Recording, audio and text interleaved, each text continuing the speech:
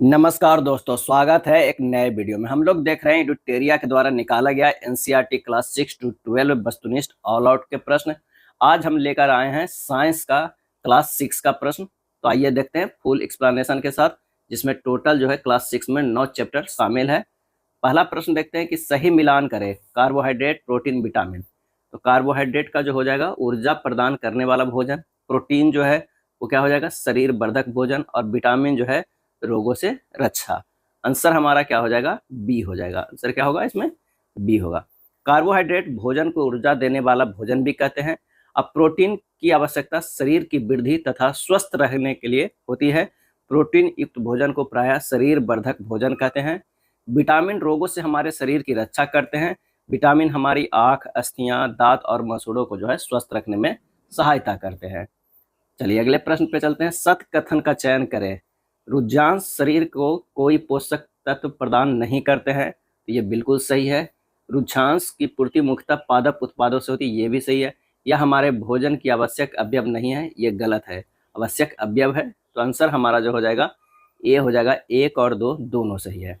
हमारे खाने में रुद्रांश की पूर्ति मुख्यतः पादप उत्पादों से होती है, और रुद्रांश के मुख्य स्रोत साबुत खाद्यान्न, दाल, आलू, ताजे फल और सब्जियां हैं। यह हमारे शरीर की कोई पोषक प्रदान नहीं करते हैं, फिर भी यह हमारे भोजन का आवश्यक अवयव है और इसका आयतन बढ़ा देते हैं। इसके बिना जो है पचे भोजन को बाहर निकालने में हमारी शरीर की सहायता करता है। अगर ये नहीं रहेगा तो पचे भोजन को बाहर निकालने में सहायता नहीं हो पाएगा, इसलिए इसका आंसर हमारा जो हो जाएगा ए होगा। सत्य कथन का पुष्टि करें। आइए सत्य कथन देखते हैं।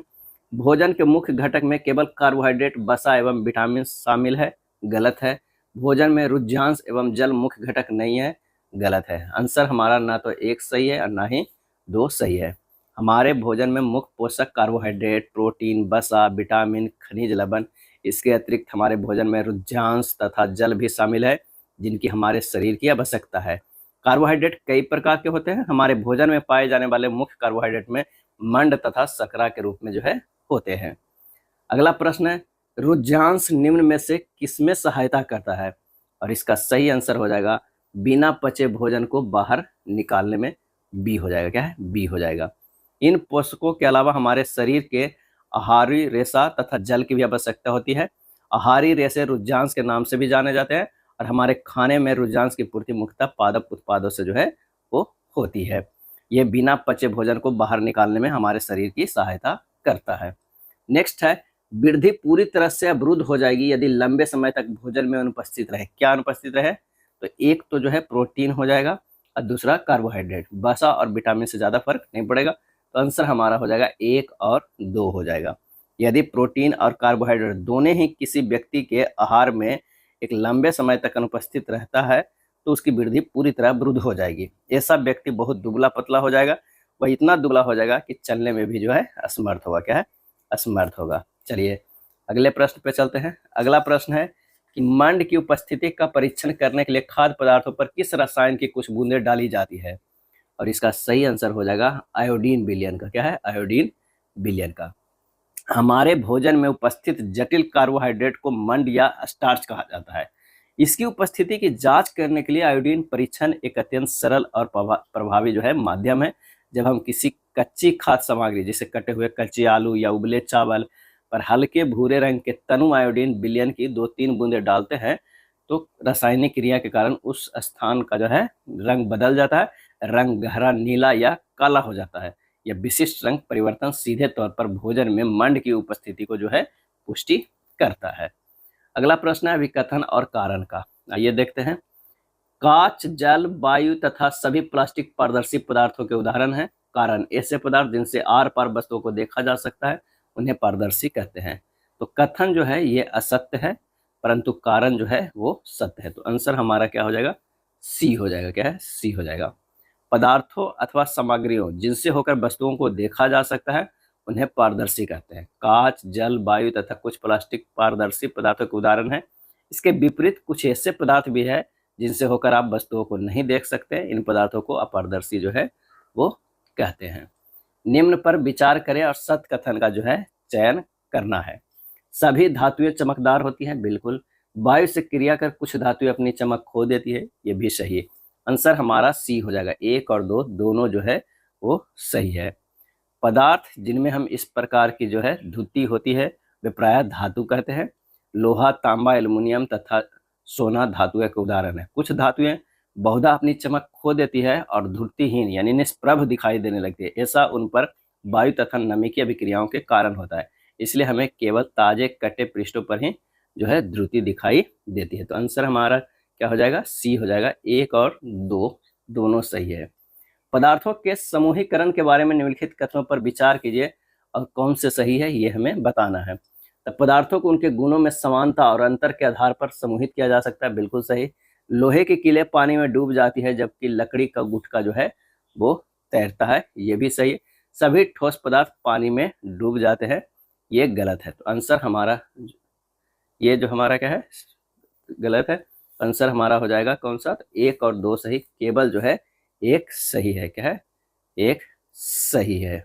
तीसरा इसलिए गलत है कि कुछ ठोस पदार्थ है जो नहीं डूबते हैं, जैसे लकड़ी और बर्फ पानी में जो है वो तैरते हैं। तो आंसर हमारा क्या होगा, ए हो जाएगा। क्या है, ए हो जाएगा। चलिए, निम्नलिखित में से कौन सही सुमेलित है। एक तरफ विधि है, एक तरफ पदार्थों का पृथक्करण है, ये देखना है। तो आइए, निस्तारण अनाज से भूसा को पृथक करना, ये गलत है। बाष्पन द्रव में घुले ठोस को अलग करना, सही। निष्पावन रेत एवं जल के मिश्रण से जल को अलग करना, ये गलत है। आंसर हमारा हो जाएगा बी, केवल 2 सही है। निस्तारण मतलब रेत एवं जल के मिश्रण से जल को अलग करना होता है। बाष्पन द्रव में घुले ठोस को अलग करना होता है। निष्पावन अनाज से भूसा को पृथक करना होता है। तो आंसर हमारा क्या हो जाएगा, बी सही है। पृथक्करण की विधियों के बारे में निम्नलिखित कथनों पर विचार कीजिए और कौन सा सही है ये हमें बताना है। तो आइए देखते हैं 11 नंबर प्रश्न का क्या आंसर हो सकता है। हाथ से चुनना अनाज से पत्थर और भूसी जैसी थोड़ी बड़ी अशुद्धियों को अलग करने की एक सुविधाजनक विधि है, सही है। थ्रेसिंग डंठलों के गठरों से अनाज के बीजों को अलग करने की प्रक्रिया है, ये भी सही है। फटकना किसी मिश्रण के भारी और हल्के घटकों को हवा या बहती वायु द्वारा अलग करने के लिए उपयोग किया जाता है, ये भी जो है सही है। छानना उन द्रवों के मिश्रण को अलग करने के लिए उपयोग किया जा सकता है जो आपस में नहीं मिलते हैं, तो ये गलत है। तो आंसर हमारा जो हो जाएगा 11 के जो है वो 3 हो जाएगा। क्या, 3 के 11 के जो है 3 हो जाएगा, मैंने बी हो जाएगा, 1 2 3 सही। चौथा जो है हमारा क्या है वो गलत है। क्या है, छानना विधि का उपयोग अलग अलग आकार वाले घटकों ठोस पदार्थ वाले मिश्रणों को अलग करने के लिए किया जाता है। इसका उपयोग तरल पदार्थों को अलग करने के लिए जो है वो नहीं किया जाता है।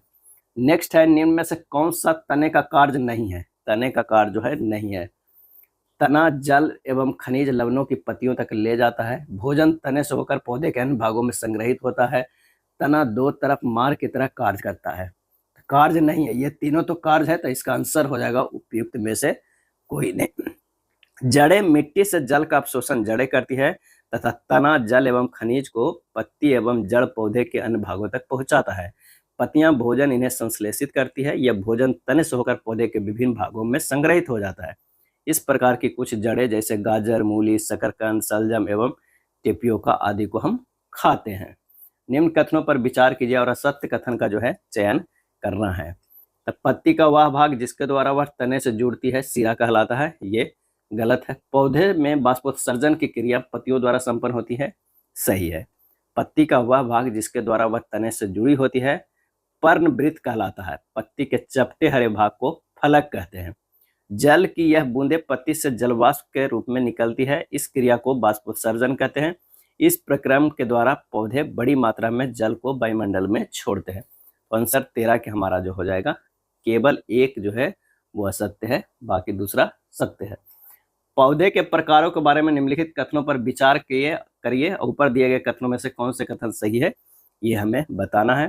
तो जिन पौधों के तने हरे और कोमल होते हैं उन्हें शाख कहते हैं और वे आमतौर पर छोटे होते हैं, बिल्कुल सही। झाड़ियों में तने के आधार के पास से शाखाएं निकलती है और इनका तना कठोर होता है लेकिन बहुत मोटा नहीं होता है, ये भी जो है सही है, दूसरा भी सही है। तीसरा है, वृक्ष जो है वो बहुत ऊंचे पौधे होते हैं जिनके तने कठोर और मोटे होते हैं, इनकी शाखाएं ऊपरी भाग में निकलती है, ये भी सही है। रेंगने वाले पौधे और आरोही पौधे झाड़ियों जैसे ही होते हैं क्योंकि वे जमीन के करीब ही होते हैं, गलत है। आंसर हमारा हो जाएगा 1 2 3, ये तीनों जो है वो सही है। क्या है, सही है।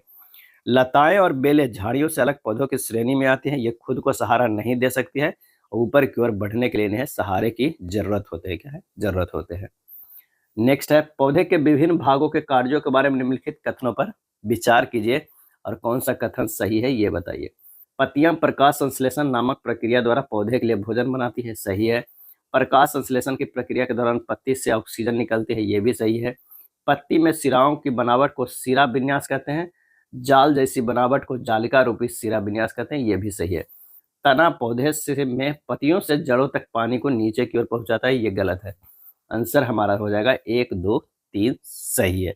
तना जड़ों से पत्तियों तक पानी ऊपर की ओर पहुंचाता है, नीचे की ओर नहीं। अगला है, निम्नलिखित में से वाष्पीकरण की सही परिभाषा कौन सी है? वाष्पीकरण की परिभाषा कौन सी है? तो बस कहा है कि जल से उसकी वाष्प में बदलने की प्रक्रिया। बी हो जाएगा। क्या है? बी हो जाएगा। निम्न कथनों पर विचार कीजिए और सत्य कथन का जो है चयन कीजिए। उपास्थियों के कारण शरीर के किसी भी भाग को मोड़ अथवा घुमा सकते हैं, गलत। शरीर में जहां पर दो हिस्से एक दूसरे से जुड़ते हैं उन्हें उपास्थि कहते हैं, ये भी गलत। आंसर हमारा हो जाएगा डी, ना तो 1 और ना ही 2 सही।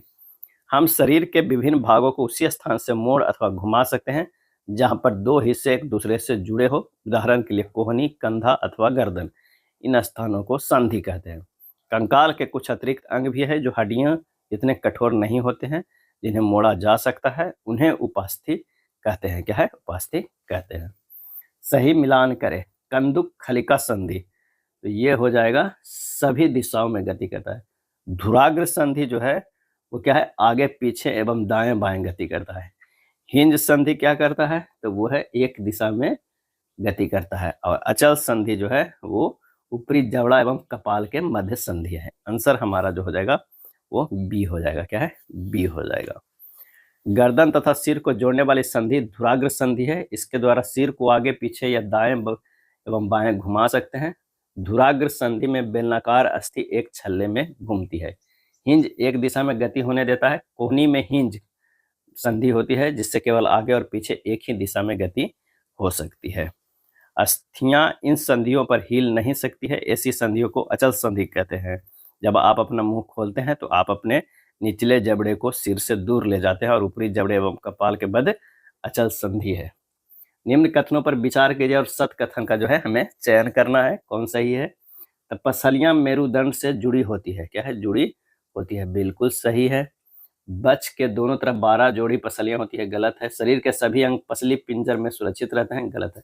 आंसर हो जाएगा केवल 1 जो है वो सही है, यानी बी आंसर हो जाएगा। पसलियां विशेष रूप से मुड़ी हुई है, वे बच के अस्थि एवं मेरुदंड से जुड़कर एक बक्से की रचना करती है। इस शंकु रूपी बक्से को पसली पिंजर कहते हैं। बच के दोनों तरफ 12 पसलियां होती है, 12 पसलियां होती हैं। हमारे शरीर के कुछ महत्वपूर्ण अंग इसमें सुरक्षित रहते हैं। मेरुदंड अनेक छोटी छोटी अस्थियों से बना है जिसे कशेरुका कहते हैं। मेरुदंड 33 कशेरुकाओं का बना होता है। केचुए के बारे में असत्य का चयन करना है, सत्य का चयन करना है। केचुए यह अपने रास्ते में आने वाली मिट्टी को खाता है, बिल्कुल सही। इनमें अस्थियां भी पाई जाती है, ये गलत है। क्या है? असत्य है। पेशियां शरीर के घटने बढ़ने में सहायता करती है, सही है।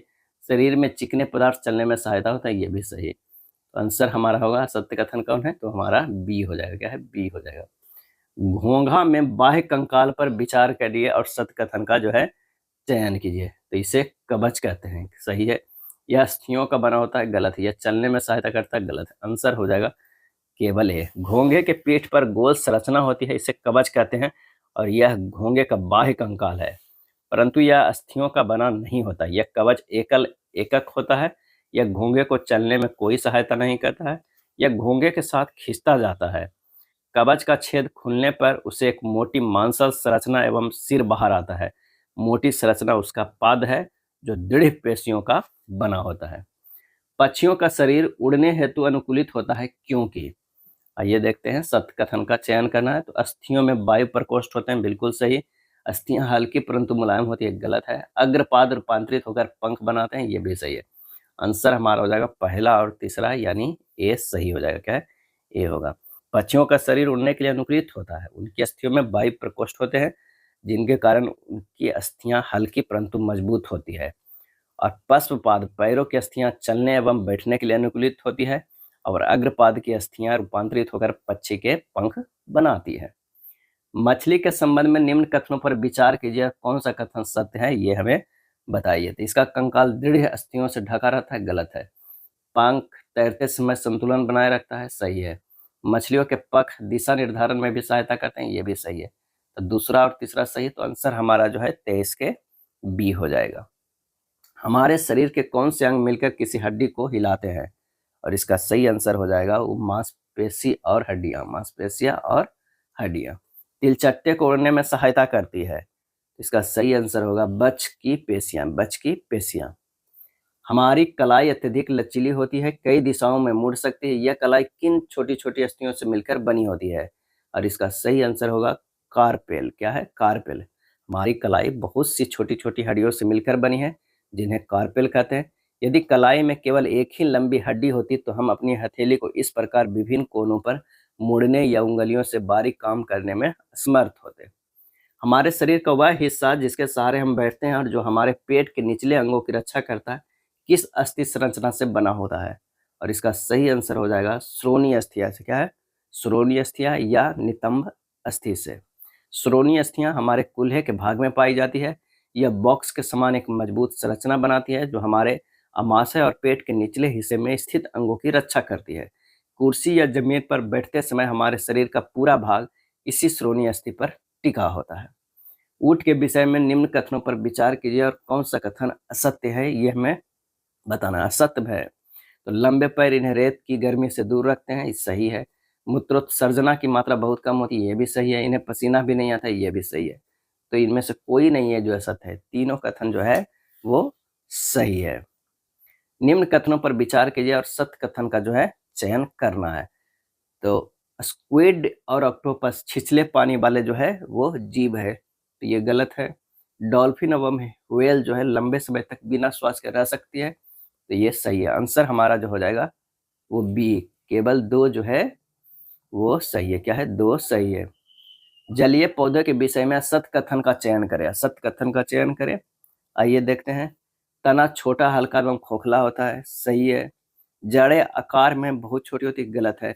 सभी जलीय पौधों के फूल एवं पत्तियां जल के अंदर प्लावन करते हैं, ये भी सही है। आंसर हमारा हो जाएगा 1 और 3 सही है, 1 और 3 सही है। अगला प्रश्न है कि निम्न में से कौन सा सही सुमेलित नहीं, सही सुमेलित जो है वो नहीं है। तो मछली में क्लोम सही, केचुआ फेफड़े सही, पौधे सूक्ष्म रंध्र ये गलत। आंसर हमारा जो केचुआ जो है फेफड़े ये गलत है। क्या है? ये गलत है, ये सही है। क्या है? सही। आंसर 31 के बी, केवल 2 जो है वो सुमेलित नहीं है। केचुआ त्वचा द्वारा श्वास लेते हैं, केचुआ जो हो जाता है फेफड़े द्वारा नहीं, ये त्वचा द्वारा श्वास लेता है। मछली के गील होते हैं जिनकी सहायता से ये जल में विलेय वायु में ऑक्सीजन अवशोषित कर लेती है। पौधे की श्वसन क्रिया में गैसों का आदान प्रदान मुख्यतः उनकी पत्तियों द्वारा होती है, पत्तियों सूक्ष्म रंध्रों द्वारा वायु के अंदर लेती है। तो हमारा जो है फिर से ये देख लीजिए कि कौन सा, तो ये सही हो जाएगा, ये सही हो जाएगा, ये गलत हो जाएगा। यहाँ पे फेफड़ा की जगह पर क्या होना चाहिए था? त्वचा होना चाहिए। तो आंसर हमारा बी हो जाएगा। मरुस्थलीय पौधों के संबंध में कौन असत्य है ये हमें बताना है। असत्य कौन सा है वो बताना है। तो पौधे जो है बाष्पोत्सर्जन द्वारा बहुत कम मात्रा निष्कासित करते हैं, तो ये जो है सही है। सभी पादपों में पत्तियां कांटों के रूप ले लेती है, गलत है। नागफनी में पत्ती वास्तव में इसका तना है, सही है। पौधे की जड़ें अधिक गहराई में चली जाती है, ये भी सही है। तो आंसर हमारा जो होगा कौन सा सत्य है? बी। क्या है? बी हमारा सत्य है। निम्न में से किसमें गील या क्लोम नहीं पाए जाते हैं? नहीं पाए जाते हैं, तो यहाँ पर देखना है कि किसमें, तो ऑक्टोपस, व्हेल और डॉल्फिन। आंसर होगा उपयुक्त में से एक से अधिक। आइए देखते हैं। स्क्विड एवं ऑक्टोपस जैसे कुछ समुद्री जंतुओं के शरीर आमतौर पर धारा रेखीय नहीं होता है, वे समुद्र की गहराई में तलहटी में रहते हैं तथा अपनी ओर आने वाले शिकार को पकड़ते हैं। जब वे जल में चलते हैं तो अपने शरीर को धारा रेखीय बना लेते हैं। जल में श्वास लेने के लिए इनमें गील या क्लोम नहीं होता, ऑक्टोपस में जो है नहीं होता। डॉल्फिन एवं व्हेल जैसे कुछ जंतुओं में गील नहीं होते हैं, ये सिर पर स्थित नासादार अथवा बात्र छेदों द्वारा श्वास लेते हैं। ये जल में लंबे समय तक बिना श्वास लिए रह सकते हैं। वे समय समय पर समुद्री सतह यानी जल से बाहर पर आकर श्वसन छिद्रों से जल बाहर निकालते हैं एवं श्वास द्वारा स्वच्छ वायु अंदर भरते हैं। तो आंसर हो जाएगा इसमें भी गील नहीं होते हैं। तो उपयुक्त में से एक से अधिक यानी तीनों में क्लोम नहीं पाए जाते हैं। यह मठमैले हल्के भूरे रंग का जीव है जिसके चेहरे के सामने आंखें उससे दूर तक शिकार खोजने में सहायता करती है। अगले पैर के नखर लंबे होते हैं जिन्हें खींचकर यह अंदर छिपा सकता है। यह वन अथवा घास स्थल का निवासी है। उपरोक्त संदर्भ में किस प्राणी के बारे में सत्य है? और इसका सही आंसर हो जाएगा वो है शेर के बारे में। क्या है? शेर हो जाए। आवासीय और अनुकूलन के बारे में निम्नलिखित कथनों पर विचार कीजिए और कौन सा कथन सही है ये हमें बताइए। वह स्थान जहाँ जीव रहते हैं आवास कहलाता है। यह उन्हें भोजन, जल, वायु और आश्रय प्रदान करता है। यह सही है। किसी जीव की वे विशेष विशेषताएं और आदतें जो उसे किसी स्थान पर स्वाभाविक रूप से रहने में सक्षम बनाती है अनुकूलन कहलाती है। ये भी सही। एक ही आवास में कई प्रकार के पौधे और जंतु रह सकते हैं, तो ये भी हमारा जो है सही है। ये तीसरा नंबर होगा। इसका सही आंसर हमारा होगा 1, 2, 3 तीनों सही है। आंसर क्या हो जाएगा? बी हो जाएगा। अगला प्रश्न है सजीवों की विशेषताओं के बारे में निम्नलिखित कथनों पर विचार कीजिए और कौन सा कथन सही है ये हमें बताना है। तो सभी सजीवों को भोजन की आवश्यकता होती है जो उन्हें ऊर्जा और वृद्धि के लिए आवश्यक सामग्री प्रदान करता है। सही है। श्वसन एक ऐसी प्रक्रिया है जिसके द्वारा सजीव ऑक्सीजन ग्रहण करते हैं और कार्बन डाइऑक्साइड मुक्त करते हैं। ये भी सही है। वृद्धि सजीवों की एक विशिष्ट विशेषता जो है वो नहीं है, तो ये हमारा जो हो जाएगा क्या है? ये गलत है। सजीव अपने परिवेश में होने वाले परिवर्तनों के प्रति अनुक्रिया करते हैं। ये भी सही है। तो 1, 2 और 4 जो है सही है। सी हमारा आंसर हो जाएगा। निम्न कथनों पर विचार कीजिए और असत्य कथन का जो है वो चयन करना है। लोलक की गति वर्तुल गति का उदाहरण है। क्या है? उदाहरण है, तो ये गलत है। पंखे की पंखुड़ियों की गति आवर्ती का उदाहरण, ये भी गलत है। आंसर हो जाएगा 1 एवं 2 जो है वो असत्य है। बिजली के पंखे की पंखुड़ियों पर अंकित किसी चिन्ह की गति किसी घड़ी के सेकंड की सुई की गति वर्तुल गति का उदाहरण है। लोलक यह गति आवर्ती गति का उदाहरण है। क्या है? गति का। वर्तुल गति एक पत्थर को धागा से बांधकर इसे तेजी से घुमाने पर पत्थर वृत्तीय पथ के अनुदिश गति करता है। इस गति में पत्थर की आपके हाथ से दूरी समान रहती है। इस प्रकार की गति को वर्तुल गति कहते हैं। आवर्ती गति किसे कहते हैं? तो कोई वस्तु एक निश्चित समय अंतराल के बाद अपनी गति को दोहराती है। इस प्रकार की गति को आवर्ती गति कहते हैं। सिलाई मशीन की सुई की गति जो होती है वो क्या होती है? तो वो होती है क्या? तो वो होती है यहाँ सिलाई मशीन के 38 के सी आवर्ती गति होगा। सी हो जाएगा। सिलाई मशीन अपनी अवस्थिति पर रहती है जबकि उसका पहिया वर्तुल गति में होता है। इसमें एक सुई भी होती है जो जब तक पहिया घूर्णन करता है तब तक निरंतर ऊपर नीचे गति करती रहती है। यहाँ सुई आवर्ती गति जो है वो कर रही है। फर्श पर लुढ़कती हुई गेंद की गति जो है वो कैसी होती है ये हमें बताना है। तो एक तो सरल रेखा में गति होता है और घूर्णन गति होता है। आंसर हो जाएगा 1 और 3। यहाँ गेंद किसी फर्श पर लुढ़कती है और घूर्णन करती हुई आगे की ओर गति करती है। इस प्रकार गेंद सरल रेखीय गति के साथ साथ घूर्णन गति भी करती है। लंबाई के मापन के बारे में निम्नलिखित कथनों पर विचार कीजिए और कौन सा कथन सही है ये हमें बताना है। तो लंबाई की SI इकाई जो है वो मीटर है। बिल्कुल सही। प्रत्येक मीटर को 100 बराबर भागों में विभाजित किया जाता है जिसे सेंटीमीटर कहते हैं। ये भी सही। प्रत्येक सेंटीमीटर में 10 बराबर भाग होते हैं जिन्हें मिलीमीटर कहते हैं। ये भी सही है। शरीर के अंगों का उपयोग मापन की इकाइयों के रूप में करने से सटीक और एक समान परिणाम मिलते हैं। ये गलत। आंसर हमारा हो जाएगा 1, 2, 3 सही है। बी हमारा सही आंसर हो जाएगा। शरीर के अंगों या गैर मानक इकाइयों का उपयोग करने से अलग अलग माप मिलते हैं, इसलिए वे सटीक या एक समान नहीं होते। यही कारण है कि मानक इकाइयों की शुरुआत की गई है। गति के प्रकारों के बारे में निम्नलिखित कथनों पर विचार कीजिए और कौन से कथन सही है ये हमें बताना है। तो सीधी रेखा में होने वाली गति को ऋजु रेखीय गति कहते हैं। सही है। सूर्य के चारों ओर पृथ्वी की गति ऋजु रेखीय गति का एक उदाहरण है, तो ये गलत है। झूले पर झूलते बच्चे की गति आवर्ती गति का एक उदाहरण है। सही है। वृत्ताकार गति और आवर्ती गति हमेशा एक ही चीज होती है। ये गलत है। आंसर हमारा जो हो जाएगा 1 और 3 सही है। ए हमारा सही है।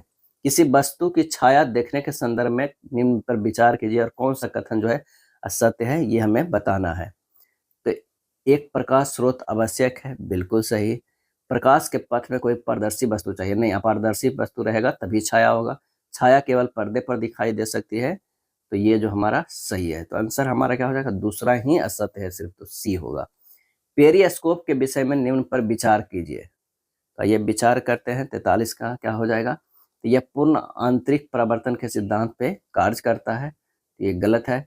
इससे किसी अवरोध की दूसरी ओर भी देखा जा सकता है, ये सही है। आंसर हमारा जो हो जाएगा बी, केवल 2। पेरिस्कोप, इसमें भी प्रकाश के प्रवर्तन का उपयोग होता है तथा इससे किसी अवरोध की दूसरी ओर भी देख सकते हैं, क्या है, देख सकते हैं। वस्तुओं का दृश्य बनाता है, क्या है, बनाता है, तो ये हमारा हो जाएगा क्या है, प्रकाश। बहुमूर्तिदर्शी यानी कैलाइडोस्कोप में किसका उपयोग होता है? सही आंसर हो जाएगा प्रकाश का प्रवर्तन का, क्या है, प्रकाश का प्रवर्तन का। सूर्य ग्रहण के समय सूर्य को सीधे नग्न आंखों से देखना अत्यधिक हानिकारक और असुरक्षित माना जाता है। सूर्य ग्रहण को सुरक्षित रूप से देखने के लिए हम किस सरल यंत्र का उपयोग कर सकते हैं? सही आंसर हो जाएगा सूची छिद्र कैमरा का जो है उपयोग कर सकते हैं। निम्नलिखित में कौन सी एक वस्तु दीप्त पिंड नहीं है बल्कि वह किसी अन्य प्रकाश स्रोत के प्रकाश के कारण चमकती हुई दिखाई देती है? तो वो हमारा हो जाएगा चंद्रमा, क्या है, चंद्रमा का अपना प्रकाश नहीं है, वो सूर्य के प्रकाश में से हमें चमकता हुआ दिखाई देता है। किसी विद्युत परिपथ में धारा की दिशा होती है, और इसका सही आंसर होगा विद्युत सेल के धनात्मक टर्मिनल से ऋणात्मक टर्मिनल की ओर, ए 48 के हमारा ए हो जाएगा। एक ऐसी सरल युक्ति जो परिपथ को जोड़ अथवा तोड़ सकती है वह क्या है? तो वो है स्विच है, क्या है, स्विच से हम ऑन ऑफ कर सकते हैं परिपथ को। वह उपकरण जो रासायनिक ऊर्जा को विद्युत ऊर्जा में बदलती है, तो वो हो जाएगा रासायनिक से विद्युत में विद्युत सेल। बैटरी, बैटरी जो हमारा है क्या करता है, वह रासायनिक ऊर्जा से विद्युत ऊर्जा में बदलता है। निम्न कथनों पर विचार कीजिए और सत्य कथन का जो है वो चयन कीजिए। विद्युत सेल का आविष्कार थॉमस एल्वा एडिसन ने किया, ये गलत है। विद्युत बल्ब का आविष्कार अलेसांद्रो वोल्टा ने किया, ये भी गलत है। आंसर हो जाएगा ना तो 1 और ना ही 2 है। अलेसांद्रो वोल्टा जिन्होंने विद्युत सेल का आविष्कार किया, क्या है, विद्युत सेल का, ना कि विद्युत बल्ब का। और विद्युत बल्ब का आविष्कारक थॉमस एल्वा एडिसन है, क्या है, थॉमस एल्वा एडिसन है। निम्न कथनों पर विचार कीजिए और सत्य कथन का जो है हमारा चयन करना है। स्वतंत्र रूप से लटके चुंबक की दिशा केवल उत्तर की ओर होता है, न उत्तर और दक्षिण की ओर होता है।